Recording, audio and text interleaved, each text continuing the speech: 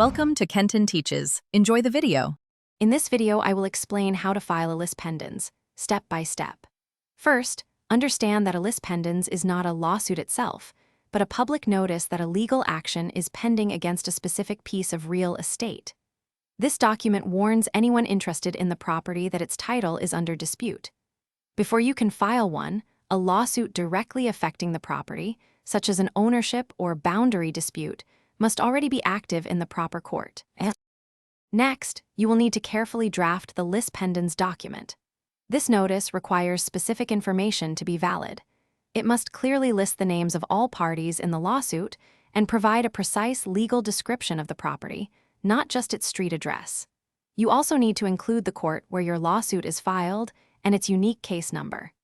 Ensure the document explicitly states that a real property claim is being made. Once your Lis Pendens document is accurately drafted, the next crucial step is recording it. Take the document to the county recorder's office in the county where the property is located.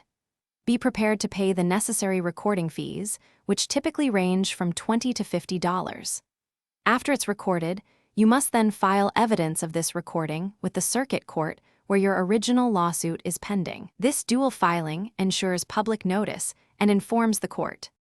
Finally, you must serve a copy of the recorded Lis Pendens on all other parties involved in the lawsuit, including the property owner.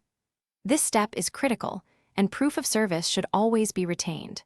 Remember, filing a Lis Pendens without a valid, pending lawsuit can result in serious legal consequences, including liability for damages.